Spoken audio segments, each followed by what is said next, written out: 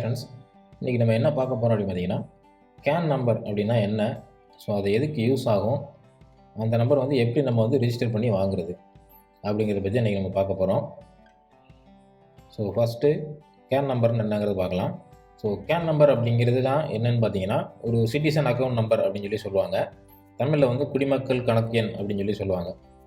இந்த citizen account number அப்படிங்கிறது இது எதுக்கு யூஸ் ஆகும், இதில் எதுக்கு ரிஜிஸ்டர் பண்ணணும் அப்படின்னு பார்த்தீங்கன்னா, நம்ம கவர்மெண்ட்லேருந்து வாங்குகிற சர்டிஃபிகேட்ஸ், இப்போ எக்ஸாம்பிளுக்கு பார்த்தீங்கன்னா community certificate, nativity certificate, income certificate, இந்த மாதிரி கவர்மெண்ட்லேருந்து நீங்கள் போய் ரெஜிஸ்டர் பண்ணி வாங்குகிற எல்லா சர்டிஃபிகேட்டுக்குமே இந்த கேன் நம்பர் அப்படிங்கிறது அவசியமானது.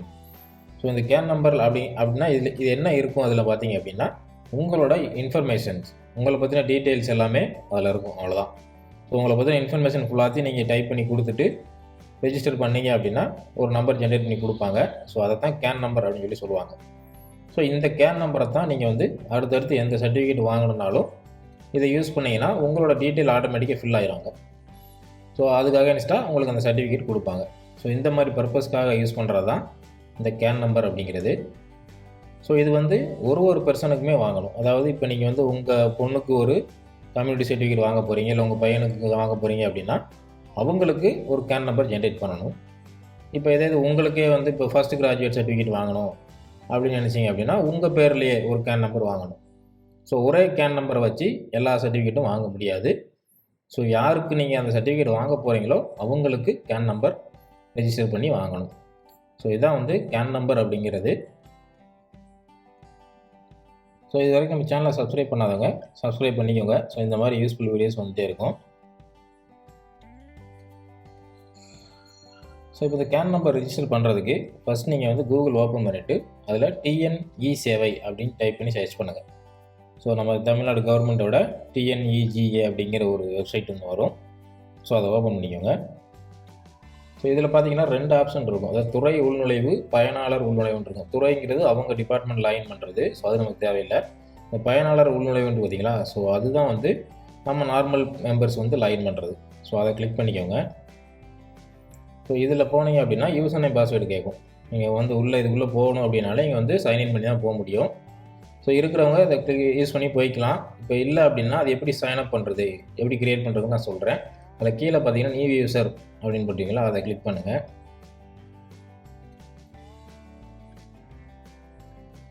ஸோ இதில் பார்த்தீங்க அப்படின்னா ஃபஸ்ட்டு உங்களோட ஃபுல் நேம் கேட்கும். உங்களோட ஃபுல் நேம் டைப் பண்ணிக்கோங்க. டைப் பண்ணிவிட்டு அதுக்கடுத்து செகண்ட் ஆப்ஷனில் பார்த்தீங்க அப்படின்னா டிஸ்ட்ரிக்ட். ஸோ நீங்கள் எந்த டிஸ்ட்ரிக்ட் அப்படிங்கிறத சூஸ் பண்ணிக்கோங்க. சூஸ் பண்ணிவிட்டு அந்த டிஸ்ட்ரிக்ட் சூஸ் பண்ணதுக்கப்புறம் அந்த டிஸ்ட்ரிக்ட்குள்ளே இருக்கிற தாலுகா, அந்த தாலுகா லிஸ்ட்டு வரும். அதில் உங்களோட தாலுகா எது அப்படிங்கிறத சூஸ் பண்ணிக்கோங்க. அதுக்கப்புறம் இப்போ நீங்கள் கரண்ட்டாக யூஸ் பண்ணிகிட்டு இருக்கிற உங்களோட மொபைல் நம்பர் அதை டைப் பண்ணிக்கோங்க. ஸோ அதுக்கப்புறம் இமெயில் ஐடி வந்து ஆப்ஷனல் தான், நீங்கள் வேணும்னாலும் கொடுத்துக்கலாம், இல்லைனாலும் விடலாம். அடுத்து ஆதார் நம்பர், அதுவுமே ஆப்ஷனல் தான். ஸோ அதுக்கப்புறம் லாகின் ஐடி.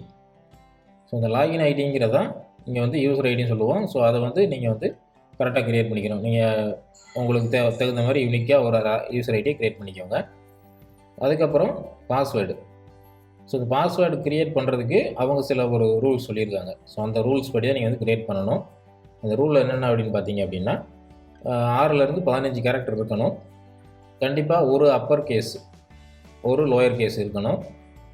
ஒரு நியூமரிக் நம்பர், அதாவது ஒரு நம்பர் இருக்கணும் கண்டிப்பாக. அதுபோக ஒரு ஸ்பெஷல் கேரக்டர் இருக்கணும். ஸோ இந்த மாதிரி காம்பினேஷனில் நீங்கள் வந்து பாஸ்வேர்டு க்ரியேட் பண்ணால் தான் அதை அக்செப்ட் பண்ணணும்.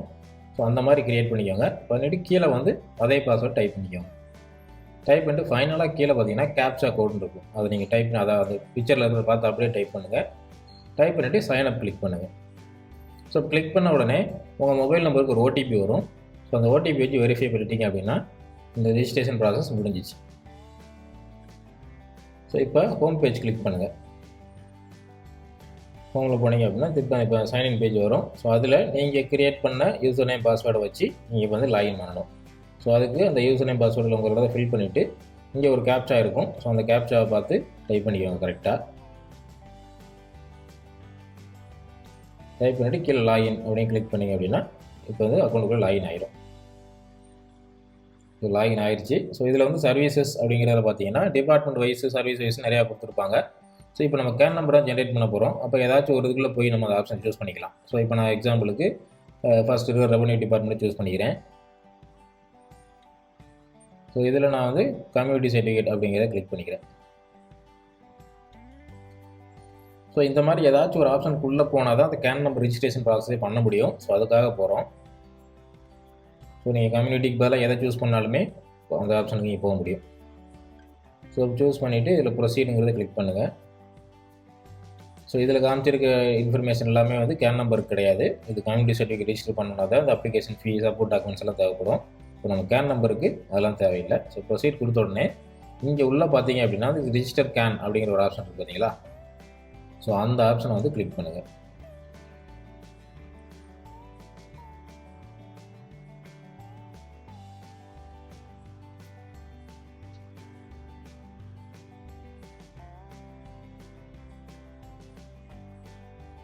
ஸோ இதில் பார்த்தீங்க அப்படின்னா இதில் தான் உங்களோட பர்சனல் டீட்டெயில்ஸ் எல்லாமே கேட்கும். ஸோ யாருக்கு கேன் ரெஜிஸ்டர் பண்ண போகிறீங்களோ அவங்களோட இன்ஃபர்மேஷனை ஃபுல்லாக நீங்கள் டைப் பண்ணணும். ஸோ இப்போ நான் வந்து என்னோடய டாட்டருக்கு வந்து நான் கேன் ரெஜிஸ்டர் பண்ண போகிறேன். ஸோ அதனால் நான் அதில் ஃபில் பண்ண போகிறேன். ஸோ இதில் ஃபஸ்ட்டு பார்த்தீங்க அப்படின்னா டாக்குமெண்ட் டைப் 1 அது ஆதார் வந்து டிஃபால்ட்டாக செலக்ட் ஆயிரும். அது கீழே நீங்கள் ஆதார் நம்பரை டைப் பண்ணியிருங்க. இது வந்து மேண்டேட்டரி ஃபீல்டு. ஸோ இந்த ஸ்டார் போட்டது ஃபுல்லாக வந்து மேண்டேட்டரி, அதாவது கண்டிப்பாக நீங்கள் ஃபில் பண்ணி ஆகணும். So first document type, second document type optional தான் விட்டுருங்க. அதுக்கப்புறம் அந்த அப்பலேஷன் அப்படிங்கிறதுல பார்த்தீங்கன்னா உங்களோட இப்போ நான் என் டாட்டருக்கு போகிறதுனால செல்விங்கிறத சூஸ் பண்ணுறேன். ஸோ நீங்கள் வந்து யாருக்கு க்ரியேட் பண்ணுறீங்களோ அவங்களுக்கு ஏற்ற மாதிரி இந்த இதை வந்து நீங்கள் சூஸ் பண்ணிக்கணும். அதுக்கப்புறம் அப்ளிகண்ட் நேம், யாருக்கு நீங்கள் வந்து கேன் ரெஜிஸ்டர் பண்ண போகிறீங்க அவங்களோட நேம் வந்து இங்கிலீஷில் டைப் பண்ணுங்கள். இங்கிலீஷில் டைப் பண்ணி முடித்த உடனே அப்படியே அதுக்கு நேராக பார்த்தீங்கன்னா தமிழ்லையும் டைப் பண்ண சொல்லுவோம். ஸோ தமிழில் டைப் பண்ணுறது நீங்கள் தமிழ் தெரியலனா இங்கிலீஷ்லேயே டைப் பண்ணிவிட்டு ஜஸ்ட் ஒரு ஸ்பேஸ் மட்டும் தட்டினீங்களா போதும். அது வந்து ஆட்டோமேட்டிக்காக தமிழுக்கு வந்து ட்ரான்ஸ்லேட் ஆகிடும். ஸோ தமிழ் டைப் பண்ணதுக்கப்புறம் அடுத்து ஜெண்டர் சூஸ் பண்ணிக்கோங்க.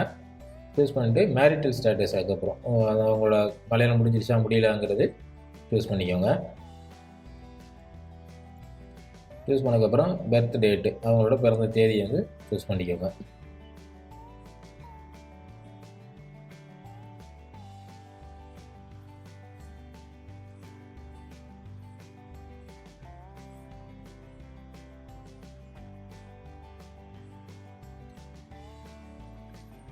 அதுக்கு அடுத்த ஆப்ஷன் பார்த்தீங்கன்னா ரிலேஷன்ஷிப், அதாவது என்ன உறவு அப்படிங்கிறத சூஸ் பண்ணுங்கள். நான் வந்து ஃபாதருங்கிறத சூஸ் பண்ணுறேன். பண்ணிவிட்டு அதுக்கு கீழே பார்த்தீங்கன்னா ஃபாதர் நேம் அப்படிங்கிறதுல இப்போ என்னோடய நேம் நான் வந்து டைப் பண்ணுறேன்.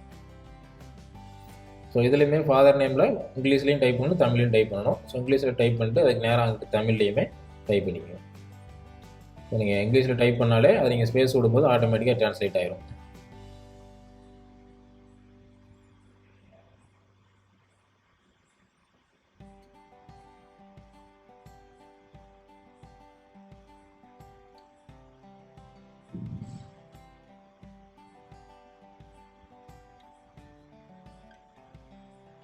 ஸோ அதுக்கப்புறம் கீழே பார்த்தீங்கன்னா மதர் நேம்.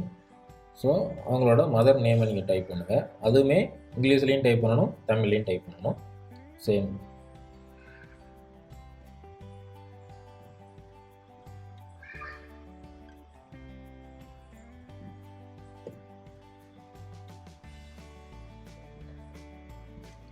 ஸோ அதுக்கப்புறம் பார்த்தீங்கன்னா ரிலீஜியன்.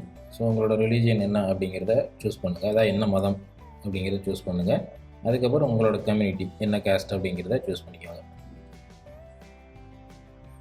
ஸோ அதுக்கு நேராக அடுத்து பார்த்தீங்க அப்படின்னா ஆக்குபேஷன், அதாவது இந்த பர்சன் வந்து என்ன ஒர்க் பண்ணுறாங்க, ஏதாவது ஒர்க் பண்ணால் அதை சூஸ் பண்ணுங்கள். அப்படி இல்லை அப்படின்னா ஒர்க் பண்ணலை அப்படிங்கிற ஆப்ஷன் இருக்குது, அதை சூஸ் பண்ணிக்கலாம். இப்போ நான் வந்து நாட் ஸ்டார்டட் அப்படிங்கிறத சூஸ் பண்ணுறேன். ஸோ அதுக்கு கீழே பார்த்தீங்கன்னா எஜுகேஷன் குவாலிஃபிகேஷன் இருக்கும். அது வந்து ஆப்ஷனல் தான், நீங்கள் கொடுக்கணுன்னா கொடுக்கலாம், இல்லைன்னா தேவையில்லை. ஸோ அதுக்கப்புறம் பார்த்தீங்கன்னா அடுத்த பாக்ஸில் கரண்ட் அட்ரஸ் அப்படிங்கிறது பார்த்தீங்களா. ஸோ அதில் ஸ்டேட்டு சூஸ் பண்ணிக்கோங்க. நான் தமிழ்நாடு சூஸ் பண்ணுறேன். டிஸ்ட்ரிக்ட் வந்து நான் சூஸ் பண்ணுறேன்.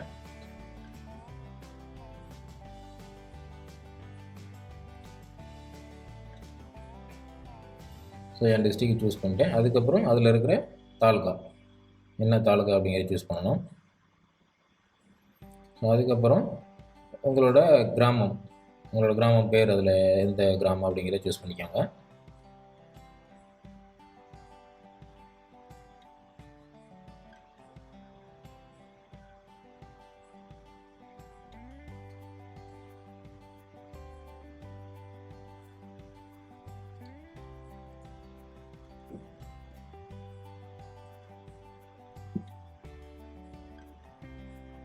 அதுக்கப்புறம் வந்து அட்மின் யூனிட் அப்படிங்கிறது இருக்கும். ஸோ அந்த உங்கள் இதில் என்ன அப்படிங்கிறத சூஸ் பண்ணிக்கோங்க. ஸோ அது வந்து ஆப்ஷனல் தான், நீங்கள் வேணும்னா சூஸ் பண்ணலாம், இல்லைனா விட்டுடலாம். அந்த அட்மின் யூனிட்டுமே வந்து அது, அப்புறம் இந்த வார்டியன், இந்த ரெண்டும் வந்து ஆப்ஷனல் ஃபீல்டு. ஸோ நீங்கள் வேணும்னா சூஸ் பண்ணலாம், இல்லைனா விட்டுடலாம். அதுக்கப்புறம் ஸ்ட்ரீட் நேம், இது வந்து கண்டிப்பாக நீங்கள் கொடுத்தாலும் உங்கள் ஸ்ட்ரீட் என்னங்கிற டைப் பண்ணிக்கோங்க. ஸோ அதை இங்கிலீஷ்லேயும் டைப் பண்ணணும், தமிழ்லேயும் டைப் பண்ணணும். ஸோ அதுக்கு அடுத்து ரைட் சைடு தமிழில் அதே ஸ்ட்ரீட்டை தமிழில் டைப் பண்ணுங்கள்.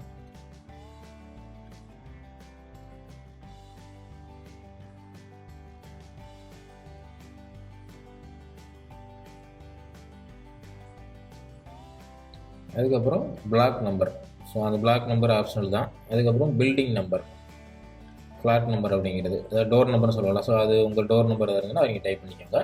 ஃபைனலாக பின்கோடு, உங்கள் ஏரியாவோட பின்கோடு வந்து டைப் பண்ணிக்கோங்க. ஸோ இப்போ வந்து கரண்ட் அட்ரஸ் ஃபில் பண்ணியாச்சு. ஸோ இதுக்கு அடுத்து கீழே ஒரு ஆப்ஷன் பார்த்தீங்கன்னா பெர்மனன்ட் அட்ரஸ் அப்படிங்கிறதுமே நீங்கள் ஃபில் பண்ணுற மாதிரி இருக்கும். ஸோ அது ரெண்டுமே சேம் தான் அப்படின்னா நீங்கள் அந்த செக் பாக்ஸை மட்டும் டிக் பண்ணிட்டீங்கன்னா ஆட்டோமேட்டிக்காக அங்கே கொடுத்த இன்ஃபர்மேஷன் ஃபுல்லாகவே கீழே வந்து ஃபில் ஆயிடும். ஸோ எனக்கு பெர்மனன்ட் அட்ரஸும் கரண்ட் அட்ரஸும் சேம் அப்படிங்கிற மாதிரி நீங்கள் அதை டிக் பண்ணிட்டீங்க அப்படின்னா ஸோ பெர்மனன்ட் அட்ரஸில் இந்த டீட்டெயிலே வந்து ஃபில் ஆயிடும். ஸோ அது கீழே பார்த்தீங்கன்னா கான்டாக்ட் டீட்டெயில். ஸோ இதில் மொபைல் நம்பர் மட்டும்தான் உங்களுக்கு வந்து மேண்டட்ரியான ஃபீல்டு. அது ப்ளஸ் இமெயில் ஐடி நீங்கள் ஆப்ஷனலாக தான் அது கொடுத்துக்கலாம் வேணும்னா. ஸோ மொபைல் நம்பர் கொடுத்ததுக்கப்புறம் ஜென்ரேட் ஓடிபி அப்படிங்கிறத கொடுங்க. ஸோ நீங்கள் கொடுத்த மொபைல் நம்பருக்கு ஒரு ஓடிபி ரிசீவ் ஆகும். ஸோ அந்த ஓடிபி நம்பரை வந்து இந்த இடத்துல வந்து என்ட்ரு பண்ணுங்கள்.